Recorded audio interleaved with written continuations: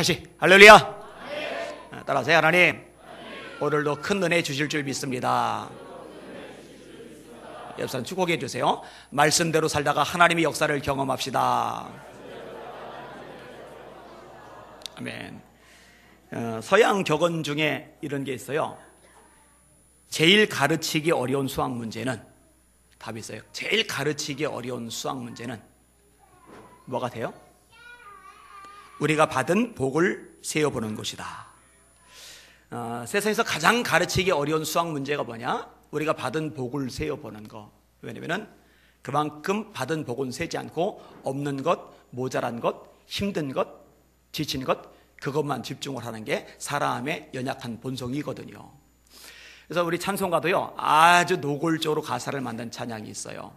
아까도 불렀는데, 세상 모든 풍파 너를 흔들어 약한 마음 낙심하게 될 때에 주가 주신 복을 세어보아라. 주의 크신 복을 내가 알리라. 후렴 다같이 받은 복을 세어보아라.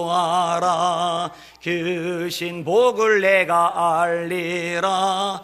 받은 복을 세어보아라. 주의 크신 복을 내가 알리라. 세상 근심 걱정 너를 누르고 십자가를 등에 지고 나갈 때 주가 내게 주신 복을 세어라. 두려움 없이 항상 찬송하리라. 다같이 받은 복을 세어보아라. 크신 복을 내가 알리라. 받은 복을 세어보아라. 주의 크신 복을 내가 알리라. 세상 권세 너의 앞길 막을 때 주만 보고 낙심하지 말아라. 천사들이 너를 보호하리니 두려움 없이 앞만 보고 나가라. 다같이 받은 복을 세어보아라. 크신 복을 내가 알리라. 받은 복을 세어보아라. 주의 크신 복을 내가 알리라. 우리 예수 비전교 성도들은 세상에서 가장 어려운 수학, 받은 복을 세는 이 수학을 가장 잘하는 지혜로운 성도들 되시기를 주님의 이름으로 축원합니다. 수학을 제일 잘하는 거예요. 제일 잘하는 거. 제가 수수감사절이 되면은요, 제가 받은 복에 대해서 이렇게 조금씩 설명하는 이런 시간을 가졌어요. 이번에도 좀 적어봤는데, 교회를 향해서 어떤 감사 제목이 있을까? 첫째로 우리 교회는 예배 가운데 은혜가 있어요. 이거는 뭐 최고의 감사 제목이라고 여겨집니다. 찬양팀이 참 열심히 해요. 개척고 미자리교에서 벗어나기 힘들다고 아우성인 시대에 교회가 이렇게 든든하게 섰어요. 그리고 교회가 젊어서 좋아요. 제가 각 지역에 가서 집회를 인도하잖아요. 근데 서울에 있는 큰 교회든 지방에 있는 교회든요, 와, 막 속상해요. 동해를 인도를 하는데 저기 지방에 있는 한 교회는 목사님이 저한테 얘기를 해요. 출석 교인들 중에 70세 넘으신 분이 150명이래요. 규모가 좀 있는 교회인데 70이 넘으신 분이 150명. 그러니까 평균 연령이 70, 75, 65 이런 교회들이 너무너무 많아요. 우리 교회는 평균 연령이 한 40 될까요? 평균으로 나누면 얼마나 감사한지 몰라요.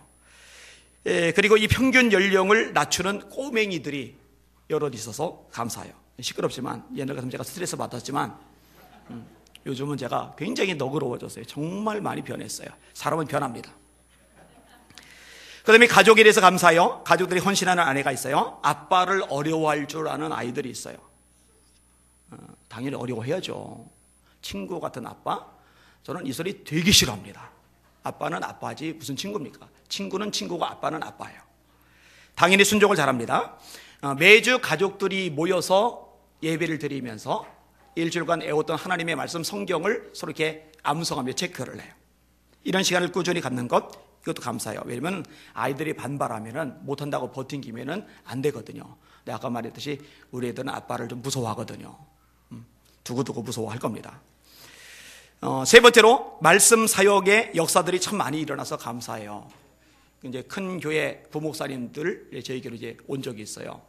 인사하러 왔어요. 제가 부목들 형편이 어려울 테니 소고기 사주자 해서 이제 소고기를 사줬어요. 우리 유홍도 목사님이 그러더라고요. 그 큰 게 부목사님이 안희한 목사님보다 월급이 더 많을 겁니다. 그러더라고요. 내가 나중에 한번 물어봐야 되겠어요. 근데 이 부목사님들이 저한테 어떤 얘기를 끄집어내냐면요. 안 목사님이 강사로 오면은요, 부목사들이 그렇게 편하대요. 왜냐면 큰 게 부목사님들은 달달달달달 복귀거든요. 인원 동원 때문에. 일일이 다 전화 돌리게 하거든요. 저는 그런 건 안 시켜요. 기도와 말씀이 전무하는 게 옳다고 생각을 해요. 부교육자도 목회자입니다. 아멘이 안 나와요. 왜? 부교육자는 시다발입니까? 부교육자도 목회자입니다. 네.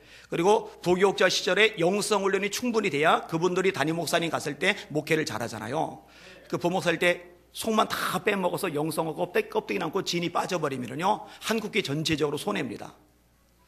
제가 이것도 자꾸 좀 알리고 싶어요. 네, 큰교회 목사님들 특별히 좀 알릴 필요가 있어요. 아무튼 간에 감사한 게 뭐냐면요, 인원동원 하려고 발버둥 치지 않아도요, 사람들이 막 모여든대요. 제가 집회 인도했던 교회들이니까. 얼마나 감사한지 몰라요. 최근에 저한테 왔던 메시지 제가 읽어드릴게요. 목사님, 저는 소망교회 김현선 목사님이 말씀하셨던 연락하지 않아도 나온 성도 중 한 명입니다. 이번 부흥회도 시간 될 때만 나가야지 하고 있었는데 목사님의 설교를 한 번 듣고는 잠을 설치며 새벽 알람을 체크하고 남편 없이는 아이 둘 데리고 교회 가본 적도 없는 제가 쌀쌀한 밤에 꼬맹이들을 끌고 택시를 잡으려고 동동거리고 있더라고요. 놀라운 은혜입니다. 목사님을 통해 살아계신 하나님을 느꼈습니다. 항상 건강하세요. 이게 최근에 받은 거예요. 하나 또 읽을게요. 안녕하세요. 오종수 집사예요. 1년에 딱 한 번 새벽 기도회에 나오는 남편이 저희 남편이에요. 오늘 남편 회사 충청권 재예방센터에서 근로감독관이 나와서 감사가 있었는데 매년 벌금이 몇백에서 몇천만 원대 냈었는데 감사 결과 시정명령만 떨어지고 벌금은 없었다고 하래요. 이렇게 된 게 계기가 있어요. 기적이죠. 그동안 감사 준비하느라고 늦게까지 야근하고 잠도 잘 못 자고 있는데 목사님 첫날 말씀 듣고 은혜 받더니 1년에 딱 한 번 새벽 기도 갔던 남편이 새벽 예배 다 드리고 회사 감사 자료 준비 때문에 저녁 부흥에 참석 못할 줄 알았는데 마지막 저녁 집회 때 다 포기하고 참석하더니 오늘 아침 출근 전에는 마음이 편하다면서 다 맡긴다고 하고 출근했는데 모든 것 형통케 하셨습니다. 한 해도 걸르지 않고 몇백 몇천만 원 벌금 나오던 데인데 새벽에도 밤늦게까지 일하고 나서 안 빠지고 예배 드렸는데 밤 집회까지 그냥 할 거 포기하고 드렸는데 하나님이 기적을 주신 거예요. 남편이 안 목사님 따라다니고 싶다고 그러면 자기도 뭔가 바뀌고 배울 게 많을 것 같다고 하네요. 따라다니는 건 안 되죠. 따라다니고 싶어하는 사람들 꽤 많아요. 근데 다 데리고 다니면 제가 힘들어서 안 돼요. 자, 또 하나 감사가 이제 어제 출판 기념회예요. 제가 이제 처음에 출판 기념회 할 때요. 몇 명이 왔었냐면요. 10몇 명이 왔어요. 10몇 명. 여기 안잭선 집사님이 화분 하나 들고서 오셨어요. 그때 제가 그 기억을 잊지 못해요. 고마우니까 고마운 건 아니죠, 제가 이제 뇌종양 생기고 나서 목 디스크까지 왔을 때 윤 장로님이 아산병원까지 운전해 줬잖아요. 그런 거는 고맙잖아요, 그죠? 우리 교회 이제 건축할 때 김정숙 할머니, 이분이 폐지 주어서 힘들게 사는 분이에요. 그런데요, 모아놓은 돈 몽땅 건축 헌금하고 천국 가셨잖아요.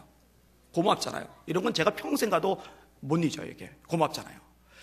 그러니까 10몇 명밖에 안 왔는데 어제 할 때는요, 뭐 부산에서 오고 창원에서 오고 전주에서 오고 광주에서 오고 200명이 넘게 왔어요. 현직 탤런트가 사회를 봐줬어요. 저는 누군지도 못 알아봤는데 이분들이 자문위원이거든요. 같이 식당에서 이제 디프렘에서 밥을 먹는데 식당 주인 아줌마하고 손님 아줌마들이 보고서 음식을 못 먹고 막 서가지고 구경하는 거예요. 이게 뭐 대추나무, 뭐 사랑 걸렸네, 뭐 그런 게 거기에 나왔다면 뭐죠? 대조요? 대종에서 뭐 장군으로 나오고 뭐 어쩌고 저쩌고 하는데 몰라요, 안 보니까.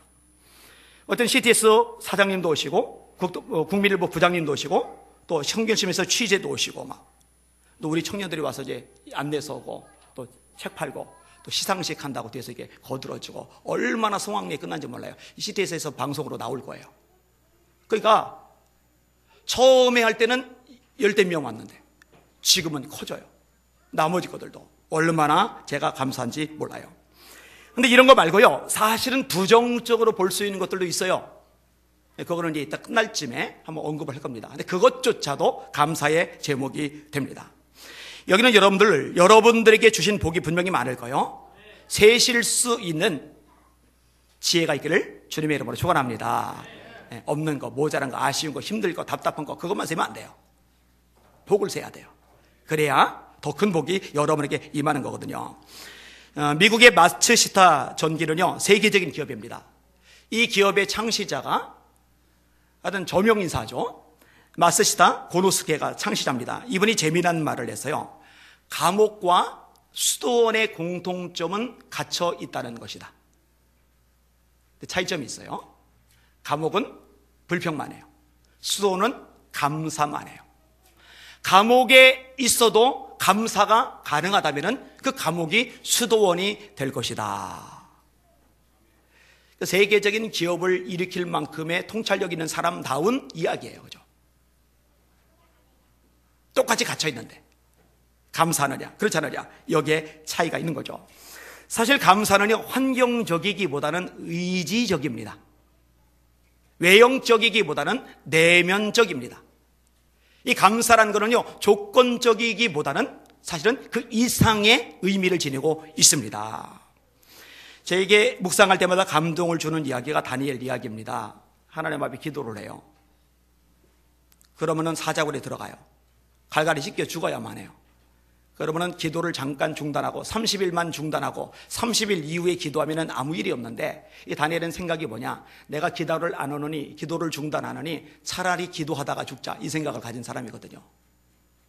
하나님 쓰시는 사람, 복 주시는 사람은 뭔가 각오가 달라요. 창문 다 열어놓고요, 기도하는 거예요. 기도를 하는데 어떻게 기도를 하느냐? 전에 하던 대로 하루에 3번씩 하나님께 기도하고 감사하였더라. 여러분, 환경적이지 않죠? 조건적이지 않죠? 환경을 보면 감사 안 돼요. 조건을 보면 감사 안 돼요. 의지적인 거예요. 내면적인 거예요. 본질적인 거예요. 당장 내일 내가 죽겠지만, 당장 내일 갈갈이 찢겨서 비참한 꼴이 되겠지만, 그럼에도 불구하고 나는 나를 창조하신 하나님, 나와 동행하신 하나님, 내 왕, 내 능력자, 내 창조자이신 하나님, 그분께 감사를 드리리라. 이게 결단이고, 그 결단대로 의지를 발동해서라도 기도하고 감사하는 거죠. 하나님께서 기뻐하셔요. 그리고 하나님께서 기뻐하시면 역사가 일어납니다. 서영시킨다고 사자굴에 집어넣었는데 사자들이 물어뜯을 방법이 없는 거예요. 사자들이 발톱으로 후려칠 방법이 없는 거예요. 꼼짝달싹 못해요. 하나님이 그 주둥이를 틀어 막으셨어요. 그 발을 꼭 붙잡아 놓으셨어요. 손댈 길이 없어요. 결국 멀쩡한 상태로 끄집어 올려집니다. 그리고 다리오 왕은 다니엘을 더 높이게 됩니다. 이런 걸 보면요, 감사는 이래서 하고 저래서 못하는 게 아니라 필사적으로 하는 거예요. 오늘 본문의 표현에 의하면 전심으로 하는 거예요. 여기서 제목을 땄어요. 따라합시다. 감사는 전심으로 하는 것이다. 한 번 더. 감사는 전심으로 하는 것이다. 그렇게 하실 수 있기를 주님의 이름으로 축원합니다. 자, 오늘 말씀 읽겠습니다. 1절 읽어볼게요. 시작.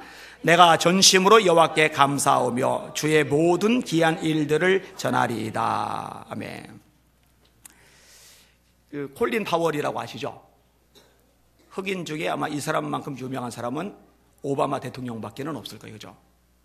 이분이 미국 합참 의장을 지냈던 분입니다. 군 지휘관들 중에 가장 높은 사람이죠.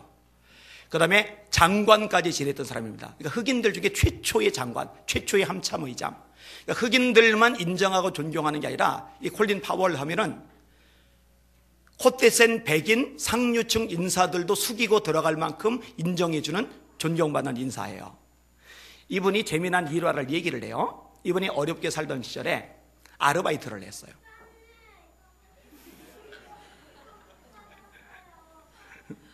고마워.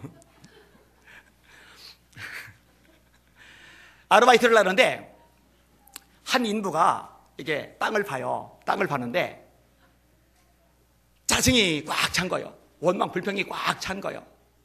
툭 하면은요, 삽에 딱 기대고서요, 아유, 이놈의 회사는 왜 월급도 안 올려줘? 툴툴대요. 짜증을 내요. 그런데 또 다른 한 인부는요, 얼굴에 미소가 있는 거예요. 기쁨으로 열심히 정말 땀 뻘뻘 흘리면서 눈치 안 보면서 열심히 땅을 파는 거예요. 자, 시간이 지났어요.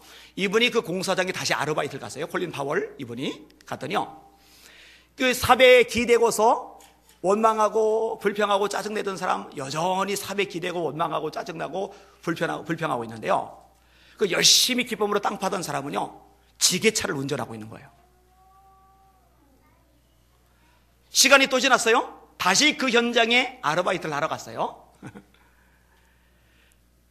땅 파며 원망하던 그 사람은요, 원인 불명의 병을 얻어서 장애인이 됐고 회사에서 정리해고를 당했는데, 기쁨으로 땅을 파다가 지게차 운전하던 그 사람이 놀랍게도 그 회사의 사장이 되어 있었어요. 이 콜린 파월이요, 이것을 목격하고 나서 평생의 교훈으로 삼았답니다. 질문: 요셉이 노예살이 하면서 짜증내고 원망하고 신경질내고 막 인상 빡빡 쓰고, 내가 부잣집 아들내미인데 아버지 사랑받아 나만 채색 옷 입었는데 여기서 노예살이하고 아유 비참한 썩을 내 인생, 그랬을까요? 기쁨으로 열심히 노예지만 최선 다했을까요? 자, 억울하게 2명 뒤집었었어요. 감옥에 처박혔어요. 분통 터지죠. 이 바득바득 깔면서 저 보디발 옆에 내가 초록하기만 해봐라, 내가 무슨 일 있어도 너만큼은 그냥 두지 않겠다냐, 그러고 있어요. 아니면 감옥살이지만 간수장이 맡겨준 일 기쁨으로 성실함으로 일을 감당했을까요? 생각을 해보셔요. 골로새서 3장에 제가 좋아하는 말씀이 있어요. 너는 무슨 일을 하든지 마음을 다하여 주께 하듯 하고 사람에게 하듯 하지 말라. 이는 유업의 상을 주께 받을 줄 알미니 너희는 주 그리스도를 섬기느니라. 이 말씀이 누구에게 하신 말씀이냐면요, 그 당시에 종들에게 하신 말씀이에요. 종들이 하는 일은 뭐예요? 심부름하는 일, 마당 써는 일, 요리하는 일, 아궁이 불 지피는 일, 온갖 허들의 일, 잡동사니 일. 내가 이까지 일이나 하고 내 인생 낭비하고 있고 허비하고 있고 아유 쓰레기 같은 삶, 이게 아니에요. 무슨 일을 하든지 마음을 다하여 주님께 하듯 하라. 주께 하듯 하고 사람에게 하듯 하지 말라. 그러면은 유업의 상을 주께 받는다. 잘 들으세요. 여러분들 직장 생활해요? 아니면 식당에서 일을 해요? 고달프죠? 힘들죠? 손목이 쑤시죠? 아휴, 나는 잘 나가는 남편 못 만나가지고 그냥 인생 이게 뭔가, 나는 금수저로 태어나지 못해서 처자식 먹여 살리라고 이게 뭔가. 여러분이요, 이렇게 하면 안 된다는 거예요. 주님께 하듯. 주님께 하듯 하면 감사함을 할 수 있겠죠. 기쁨을 할 수 있겠죠. 콜린 파월이요, 알바하면서요, 본인도 짜증내고 원망하고 인생 한탄하고, 나는 왜 흑인으로 태어났을까? 나는 왜 금수저가 아니라서 이 노가다판에서 이 어린 나이에 땅이나 파고 있을까? 이랬더라면요, 합참의장 콜린 파월, 국무장관 콜린 파월 없어요.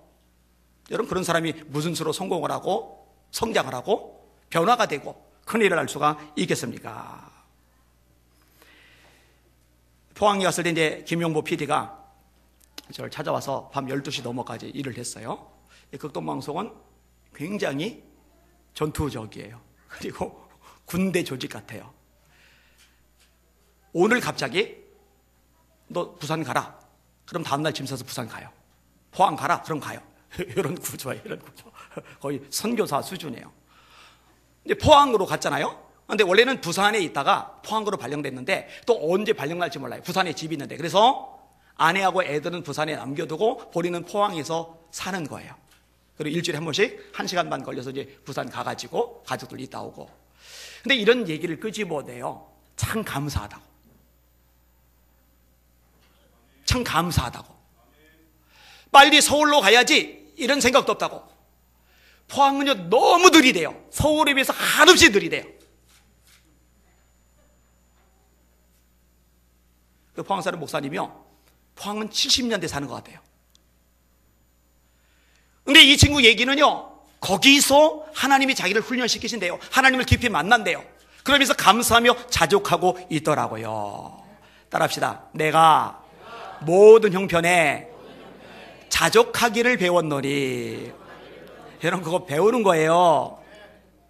내가 궁핍에 처할 줄도 알고 풍부에 처할 줄도 알아. 모든 일에 배부르며 배고픔과 풍부와 궁핍에도 내가 일체의 비결을 배웠노라. 내게 능력 주시는 자 안에서 내가 모든 것을 할 수 있느니라.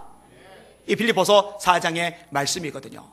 특별히 여러분이 배울 거 뭐냐? 어떤 상황 처지에서도 전심으로 감사하는 거. 이거 배우실 수 있길 주님의 이름으로 축원합니다.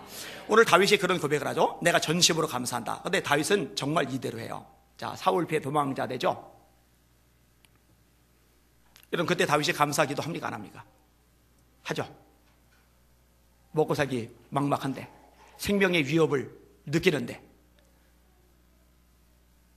자기 때문에요, 가족들이 피난자가 됐어요. 망명을 가버렸어요.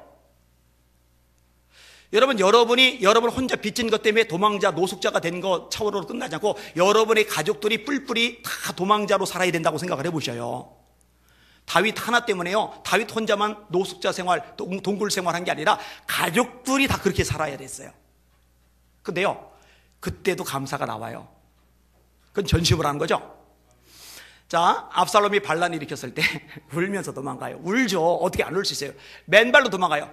왕께서, 폐하께서 맨발로 도망가요. 그러다가 발 닿지 못하라고, 날카로운 돌풀에 발 찢어지면 어떡하라고. 너무 다급하니까 맨발로 울면서 도망을 가는데, 이렇게 도망을 가는 와중에도 감사는 안 빠져요. 그러니까 상황 따라, 여건 따라, 처지 따라 좋으면, 풀리면, 건강하면, 잘 되면, 성공하면, 출세하면 사람들이 다 인정해주고 따라주면 그때 비로소 감사하는 게 아니라, 꼬이더라도, 힘들더라도, 답답하더라도, 지치더라도, 상황이 최악이더라도, 목숨의 위기형 상황에 놓여있더라도 힘을 짜내서, 전심을 다해서 감사를 하는 거거든요. 여러분, 이런 다윗 하나님 눈에 안 이쁠 수가 없어요. 이쁠 수밖에 없죠. 따라하세요. 이새의 아들 다윗을 보니 내 마음에 합한 사람이라. 내 마음이 쏙 든다. 여러분, 전심으로 감사는 저와 여러분들 되시기를 주님의 이름으로 축원합니다. 기억하겠어요? 불평은요, 습관입니다. 아주 안 좋은 습관. 가족 봐도 불평하고, 교회 봐도 불평하고, 목회자 봐도 불평하고, 성도들 봐도 불평하고, 그냥 그 습관이 아주 안 좋은 습관이에요. 반대로 감사도 습관입니다. 거룩한 습관, 복된 습관이에요. 이래도 감사, 저래도 감사, 그래도 감사. 뭐 세상 사람 다 그렇지 뭐. 그래도 함께 부딪힐 사람이라도 있으니 감사. 여기는 여러분들은 감사가 습관이 될 만큼 평상시에 전력으로, 전심으로 감사의 훈련을 쌓으실 수 있기를 예수님의 이름으로 축원합니다. 자, 오늘 본문에 다윗이 감사하는 이유들이 몇 가지가 있는데요. 첫째는 원수들이 물러간대요. 2절과 3절을 같이 읽을게요. 시작. 내가 주를 기뻐하고 즐거워하며 지존하신 주의 이름을 찬송하리니 내 원수들이 물러갈 때에 주 앞에서 넘어져 망함이니이다. 5절과 6절 시작. 이방 나라들을 책망하시고 악의를 멸하시며 원수가 끊어져 영원히 멸망하였사오니 주께서 무너뜨린 성읍을 기억할 수 없나이다. 아멘.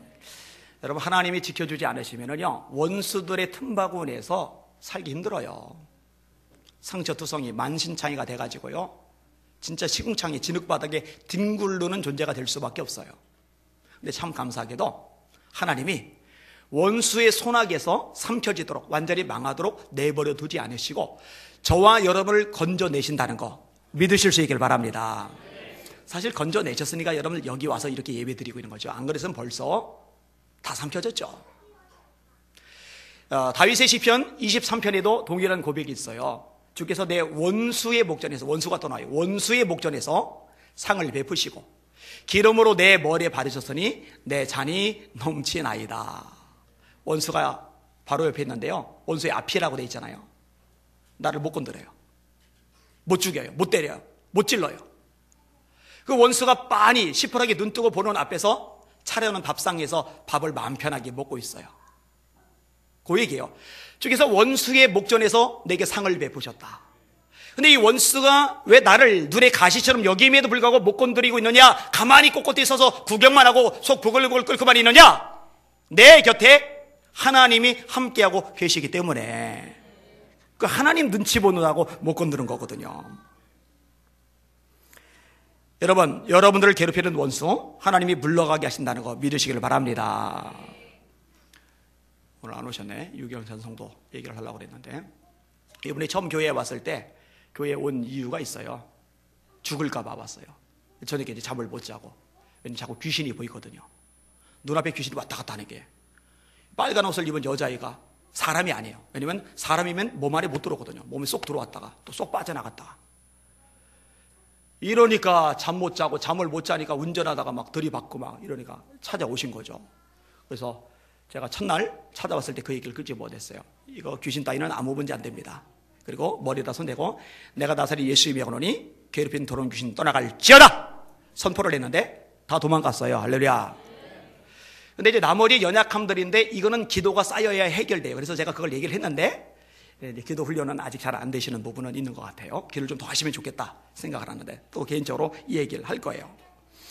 제 경우는요, 교통사고로 팔을 잃고 나서 이 트라우마, 외상후 스트레스 장애가 너무 심한 거예요. 악몽을 꿔요. 이런 밀가루는 절대로 무서운 존재가 아닙니다. 여러분 혹시 밀가루 무서워서 겁먹은 적 있어요? 수제비 만들려고 밀가루를 반죽하는데 그 밀가루가 무서워서 손을 못 집어넣는 거예요. 막 살 떨려가지고 막 쳐다도 못 보는 거예요. 그러진 않잖아요. 근데 꿈을 꾸는데 밀가루가 쏟아져요. 밀가루가 아닐 수도 있어요. 어쨌든 가루가 쏟아지는데 이 가루가 삼각형으로 쌓이는데요, 이거를 보는 순간에 두려움, 공포가 막 밀려드는데 막 미치겠는 거예요. 무서워가지고. 또 하나는 저를 친 트럭이 꿈만 꾸면 안양천 뚝방길 걸어가는 제 뒤를 쫓아오는 거예요. 고소부지로 굴러떨어지면은 이 트럭이 같이 굴러떨어지면서 짐 실는 모서리로 가슴을 찍어 누르는 거예요. 그럼 숨 막혀서 막 괴로워하다가 눈을 뜨면은 꿈인 거예요. 다음날 트럭이 또 쫓아와요. 또 쫓아와요. 이러니까 미치는 거죠, 사람이요. 자다가 확 죽었으면 좋겠어요.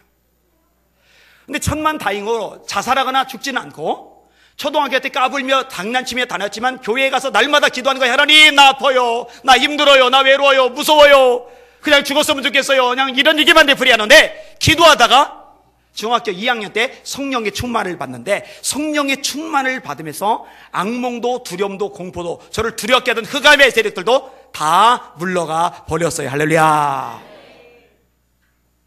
하나님이 저를 벗어나게 하시더라고요. 여러분, 여러분의 모든 원수도 하나님이 물러나게 하실 줄 믿습니다. 근데 오늘 본문에서 우리가 주목할 부분이 있는데요, 이미 원수들을 물러나게 하셨기 때문에 감사하지만 사실은 믿음으로 선포하는 개념도 있어요. 아직 원수들이 있지만 나를 괴롭히고 힘들게 하고 짓밟게 하고 외롭게 만들고 여러 가지 고통을 안겨주고 있는 대적들이 있지만, 그럼에도 불구하고 하나님께서 물리쳐 주실 것, 떠나가게 하시고 믿고서 선포하는 거예요. 이런 다윗의 시편에 이런 내용들이 되게 많아요. 시편 23편 다시 얘기할게요. 여호와는 나의 목자시니 내가 부족함이 없으리로다. 제가 전에 얘기했죠. 성경에서 저는 뻥이 가장 센 구절이 그 시편 23편이라고 생각한다고. 부족한 게 없기는 뭐가 없어요. 죄다 부족하죠. 그렇게 비참하고 힘들고 어려운 시간들 보내는데, 그런데 뭐라고 그래요? 여호와는 나의 목자시니 내가 부족함이 없으리로다. 그가 나를 푸른 초장에 누이시며 쉴만한 물가로 인도하시는도다. 하나님이 인도하셔서 결국은 벗어나게 하고 자유케 하고 승리하게 하실 것을 내다보면서 믿음으로 선포하는 내용들, 이게 성경에 가득하거든요. 하나님 그 선포대로 믿음대로 되게 하시거든요. 나는 우리 성도들도 그런 능력자들이 되길 원합니다. 할렐루야. 따라합시다. 하나님이 나로 하여금 승리하게 하실 것입니다. 믿음으로 따라서요. 믿음으로. 하나님이 나로 하여금 놀라운 능력을 경험하게 하실 것입니다. 더 임상하게 하나님이 내 원수들로 죄다 물러나게 하실 것입니다. 자, 이미 있던 원수를 물리쳐 주심에 감사할 뿐만 아니라 하나님이 아직 남아있는 원수들도 물리쳐 주실 것을 기대하면서 믿음으로 선포하는 거죠. 감사하는 거죠. 그리고 하나님은 그대로 되게 주시는 거죠. 자, 무엇을 또 감사하느냐? 하나님의 의로우심을 감사해요. 4절을 읽어볼게요. 시작. 주께서 나의 의와 송사를 변호하셨으며 보좌에 앉으사 의롭게 심판하셨나이다. 7절과 8절 시작. 여호와께서 영원히 앉으시며 심판을 위하여 보좌를 준비하셨도다. 공의로 세계를 심판하시며 정직으로 만민에게 판결을 내리시도다. 야, 의롭다. 또 공의로우시다. 이건 이제 하나님의 아주 핵심적인 성품 중에 하나입니다. 이 공의로운 하나님의 특징은 뭐냐면요, 공의롭지 않을 경우는 힘이 있다, 빽이 있다, 돈이 있다 그러면 편파적으로 그를 쏠려요. 빽도 없고 힘도 없고 돈도 없다, 인물도 없다 그러면요 우습게 여기고 팽개쳐요. 이게 세상입니다. 이 젊은이들이 스펙 쌓으려고 목을 거느냐, 스펙을 쌓아야 세상에서 인정받는 측면이 분명히 있기 때문에. 그래서 자격증 따려고 발버둥을 치는 거예요. 좋은 학교 가려고 난리를 치는 거예요. 그런데 여러분, 하나님조차도 그런 분이시라면요, 저 같은 사람은 소망이 없어요. 예전의 모습. 여기는 여러분들 중에도 소망을 찾을 수 없는 분들이 많을 겁니다. 그래서 제가 너무너무 좋아하는 말씀, 고린도전서 1장 27절 말씀. 그러나 하나님께서 세상에 미련한 것들을 택하사 지혜로운 자들을 부끄럽게 하려 하시고, 세상에 약한 것들을 택하사 강한 것들을 부끄럽게 하려 하시며, 세상에 천한 것들과 없는 것들과 멸시받는 것들을 택하사 있는 것들을 폐하려 하시라니, 이런 아무 육체라도 하나님 앞에서 자랑하지 못하게 하려 하심이리라. 다윗이요, 워낙 유명한 인물이지만 원래 대접받던 인물이 아니라고 했잖아요. 집안 잔치가 열렸는데 8명의 형제 중에 7명 형까지는 집안 잔치 참석하고, 아버지가요, 야 다윗 너는 들판 가서 양이나 쳐. 여러분, 이거요 상처됩니다. 그래서 시편 27편에 보면은 내 부모는 나를 버렸으나 여호와는 나를 영접하시리다. 제가 시인이잖아요. 시를 안다고 했잖아요. 시는 괜히 쓰는 게 아니에요. 그 사람의 삶이 묻어나 있는 거예요. 내 부모는 나를 버렸으나 여호와는 나를 영접하시리다. 그 구절이 괜히 나온 게 아니에요. 여러분 같으면 설날 때, 추석 때 온갖 일처초적 다 모이는데, 야 너는 집안 잔치에 참석하지 말고 공장 가서 일이나 해 하고 공장에 밀어 넣으면 누가 좋아요? 누가 행복해요? 누가 그걸 기뻐해요? 상처받죠? 그리고 7명의 아들들이 다 사무엘 앞에 지나가도록 하나님이 찾는 사람이 없단 말이에요. 그러면 이 아버지가 얼른 셋째나 넷째 아니면 큰형 보내서 야야야 들판에 있는 다윗하고 너 교대해주고 네가 가서 일 좀 하고 다윗 좀 빨리 오게 해, 이래야 되는데요, 사무엘이 다윗을 데려오라고 지시 내릴 때까지요 이새가요 기어이 다윗을 안 불러요. 아유, 고약해. 전쟁 났잖아요. 큰형 엘리압, 둘째 셋째 형 전쟁터 나갔는데, 이 위험한 전쟁터에 심부름 보내면은 어렵고 힘들고 위험한데 밤길에 심부름 보낼 때 형들 심부름 보내지 막내 안 보냅니다. 넷째 형, 다섯째 형, 여섯째 형, 일곱째 형 다 건너뛰고요, 막내 다윗 보고 야 너 전쟁터 가봐 이래요. 이게 다윗이 당하는 대우예요, 대우. 다윗이요 하나님 앞에 나중에 감기 가지고, 하나님 나는 무엇이간데 나로 여기에 이르게 하셨나이까. 자기를 아는 거예요. 하나님 나 같은 게 뭔데, 나 같은 게 대체 뭔데, 나는 무엇이간데 여기에 이르게 하셨나이까. 이게 공의로우신 하나님이기 때문에 가능한 거예요. 여러분, 우리 예수님 공의로우시죠? 사람을 신분이나 학력이나 재력이나 어떤 인맥에 의해서 사람을 대하신 적이 한 번도 없어요. 여러분, 막달라 마리아 7 귀신 들린 형편없는 여자, 이 주님이 그 여인을 쓰시잖아요. 수가성의 여인을 대하시는 모습 봐요. 수가성, 유대인들에게 계취급을 당하는 사마리아 사람들, 그 사마리아 사람들에게조차도 사람 대접을 못 받는 수가성의 여인인데, 예수님은 정작 그 사마리아 여인을 손톱만큼도 편견을 가지지 않은 채 한 사람의 존귀한 영혼으로 대해주시잖아요. 이 공의로우시기 때문에 가능한 거거든요. 여러분, 거라사에 귀신 들린 한 사람 위해서 예수님 바다를 건너가시죠? 그 형편없는 인간 하나 고쳐주신다고. 이번 월요일날 제가 당진에 갔다 왔어요. 근데 저를 초청한 주최 측에서 몸둘 바를 몰라요. 어쩔 줄을 몰라요. 왜냐면은 예배 참석률이 8명, 7명. 앞에 사회 보러 나와서도 그냥 예배만 진행하면 되는데요, 그 얘기를 또 끄집어내는 거예요. 이게 안희한 목사님 같은 분 오셨는데 이렇게 뭐 어쩌고 저쩌고 뭐 이런 비슷한 얘기 자꾸 하는 거예요. 그래서 제가 얘기 끄집어냈어요. 저 그거 절대 신경 안 쓴다고. 여러분 생각을 해봐요. 만왕의 왕, 만주의 주, 우리 왕께서는 한 영혼, 그것도 귀신 들려 사람 꼴 못하는 그 영혼 건지려고 바다를 건너가셨는데 그 종 따위가 사람 숫자 세면서 큰 데 가고 작은 데 안 가고, 이거는요, 그거는 빌어먹을 종이죠. 그거는 틀려먹은 종이죠. 저 하나님께 약속했어요. 절대 그런 짓 안 한다고. 올라가지 않는다고. 순서대로 간다고. 우리 하나님 제게도 그렇게 다가와 주셨거든요. 공평하셔요. 공평하셔요.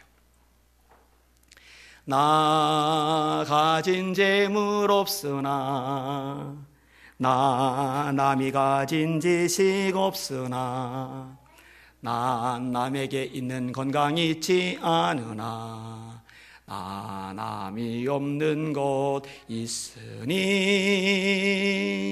나 남이 못 본 것을 보았고, 나 남이 듣지 못한 음성 들었고, 나 남이 받지 못한 사랑 받았고, 나 남이 모르는 것 깨달았네. 공평하신 하나님이 나 남이 가진 건 나 없지만, 공평하신 하나님이 나 남이 없는 것 같게 하셨네. 공평하신 하나님이 나 남이 가진 건 나 없지만, 공평하신 하나님이 나 남이 없는 것 같게 하셨네. 여러분 감사하지 않아요? 너무너무 감격스럽지 않아요? 우리 하나님 공평하지 않았다면 어쩔 뻔했어요. 우리 하나님 의로우신 분 아니었다면 어쩔 뻔했어요. 공평하셔요. 지난번에도 찬양을 이렇게 설교 전에 부르고 들어왔더니 아내가 다 틀렸다고. 아마 이번에도 느낌상 틀린 것 같은데, 제가 노래만 잘하는 걸로 불려가서 축가 부를 거면 청백을 한 번도 못 받았을 텐데, 다행히 담임 목사라 마음껏 독창을 할 수가 있잖아요. 공평하신 하나님. 감사하잖아요. 자, 왜 감사하느냐? 또 한 가지 중요한 요소가 있어요. 하나님이 찾는 자들을 버리지 않으셔요. 자, 9절과 10절을 같이 읽어볼게요. 시작. 여호와는 압제를 당하는 자의 요새이시요 환난 때의 요새이시로다. 여호와여, 주의 이름을 아는 자는 주를 의지하오리니 이는 주를 찾는 자들을 버리지 아니하심이니이다. 요새는 피할 곳이에요. 요새가 없다면 내가 잡힐 텐데, 내가 죽을 텐데, 내가 다칠 텐데, 내가 비참한 꼴을 당할 텐데, 요새에 숨어 들어갔더니 안전해져요. 이 요새가 누구냐? 하나님이 요새예요. 이 요새 되신 하나님, 그 하나님을 의지한다고 고백하는 거예요. 왜냐? 하나님은 주를 찾는 자들을 버리지 않으시기 때문에 요새신 하나님께 가는데, 너 초라하잖아, 너 가난하잖아, 너 못 배웠잖아, 너 병신이잖아, 저 그랬잖아요. 너 백도 없잖아, 네 꼴 형편없잖아, 대우도 못 받고 살잖아, 너 같은 게 어디 감히 나한테 와? 가 아니라 잘 왔어, 참 잘 왔어, 내가 널 기다리고 있었어. 이게 우리 하나님이시라는 거죠. 동네 사람들에게도 사람 대접받지 못하는 삭개오. 삭개오가 우리 집에 좀 와줘 해도 아무도 가주지 않는 삭개오. 나도 좀 니네 집에 초대해줘 애걸을 해도 아무도 자기 집에 초대해주지 않는 삭개오. 이 삭개오가 예수님 보고 싶어서 뽕나무에 기어 올라가는데, 예수님은 그렇게 존경받는데 수많은 무리들에게 둘러싸인 인기 좋은 분이신데 뽕나무 밑에까지 걸어가시더니 삭개오를 올려보시더니 소개도 하지 않은 삭개오의 이름을 부르시더니, 삭개오야, 그 소원을 어루만져 주세요. 내가 오늘 네 집에 유하여야 하겠다. 삭개오가 감격했어요. 너무너무 감격했어요. 돈밖에 몰랐는데, 돈이라면 어떤 짓도 서슴지 않았는데, 그래서 큰 부자가 되었는데, 돈이 문제가 아니에요. 예수님, 제가요 재산 절반 뚝 잘라서 가난하고 힘들게 사는 사람들 도와줄게요. 예수님, 내가 남의 등쳐먹은 거 찾아냈어요. 내 빚이 다 갚아줄게요.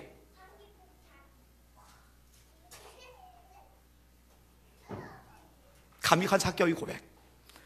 이 고백이 저는 너무너무 좋아요. 한 사람이 저에게 문자를 보냈어요. 자기는 죄가 너무 많다고, 허물이 너무 많다고, 나 같은 게 교회 가도 되냐고. 그래서 제가 답을 해줬어요. 당장 오라고. 당장 오라고. 환영한다고. 주님도 당신을 환영하실 거라고. 빈말 아닙니다. 여러분, 주님 앞에 나오시길 바랍니다. 주님을 찾으시길 바랍니다. 주를 찾을 때 여러분을 버리지 아니하실 것이기 때문입니다. 수고하고 무거운 짐진 자들아, 다 내게로 오라. 내가 너희를 쉬게 하리라. 말씀을 정리해 볼게요.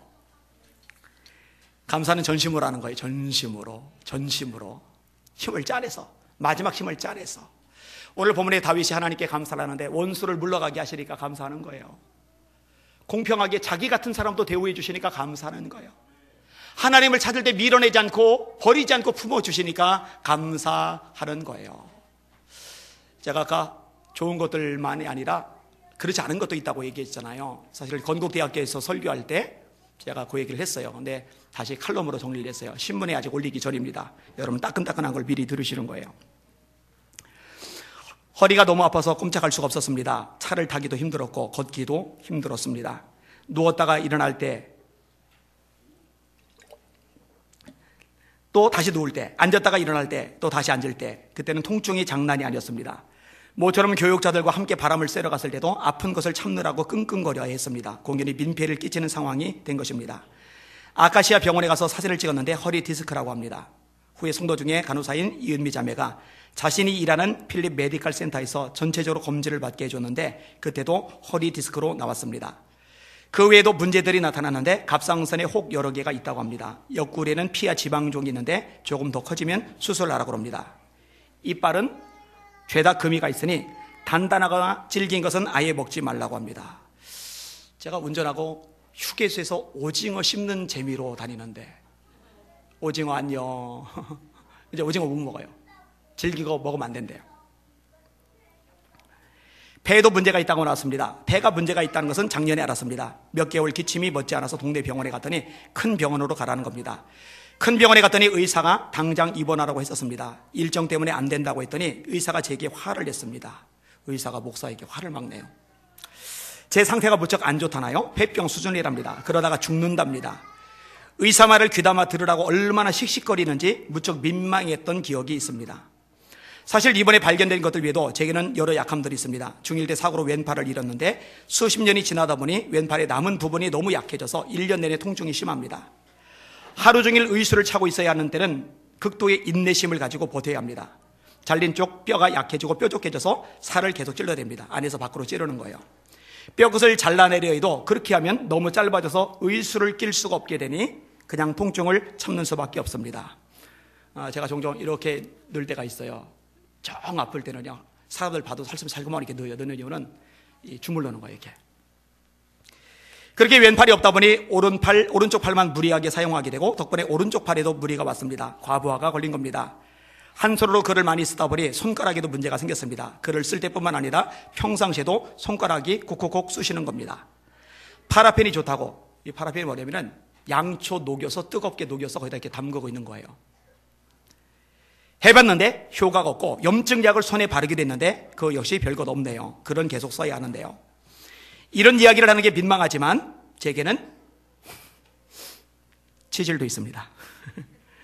수술을 받았었는데 재발을 했고 상태가 그다지 좋지 않습니다. 그래서 저는 집회를 나갈 때 캐리어 안에 대야를 넣고 다닙니다. 커피포트로 물을 데워서 엉덩이를 담그고 있지 않으면 통증 때문에 설교하는 것도 힘들어지기 때문입니다. 해외에 갈 때도 대야를 가지고 다니는데 참 번거롭습니다. 여러분, 제가요 좋아서 신나게 룰루랄라 집회 다니는 게 아니에요. 어떨 땐 정말 징글맞게 가기 싫어요. 기도해 줘야 돼요. 다리 상태도 좋지 않습니다. 특히 왼쪽 다리가 심한데 걸을 때 불편할 뿐만 아니라 계단을 오르내려야 할 때는 고통스럽습니다. 그래서 엘리베이터가 있을 때는 절대로 계단을 오르내리지 않습니다. 포항성결께서 경북지방의 전도 집회를 인도했는데 박병기 목사님이 저를 보고 다리가 아프냐고 묻습니다. 강단을 올라가는데 불편해하는 모습을 보신 것입니다. 교회 청년 재신이가 제가 걷는 것을 보고 깜짝 놀라더군요. 사실 몇 년 전에는 큰 수술도 했습니다. 4cm가 넘는 자이언트 뇌종양이 생겨서 그것을 제거하는 수술을 받은 것입니다. 제 평생에 뇌수술을 받으리라고는 상상도 못 해봤습니다. 좋은 일 아니죠? 분명히 지금 열거하는 것들은. 그 큰 수술을 앞두고 병 하나가 더 드러났는데 목 디스크였고요. 하여간 멀쩡한 곳이 없는 몸입니다. 몸이 주인을 잘못 만난 모양입니다. 이런 와중에 허리 디스크가 생겼다는 진단을 받은 것인데 마음은 평안하기만 합니다. 진단 소식과 동시에 제 입에서 한마디가 튀어나왔습니다. 뭐 어때? 또다시 튀어났습니다. 뭐 어때? 그냥 하는 소리가 아닙니다. 중심에서 나오는 소리입니다. 온몸이 다 엉망이지만 그런 사람도 써주신 하나님이 계시니 답답해할 게 뭐 있겠습니까?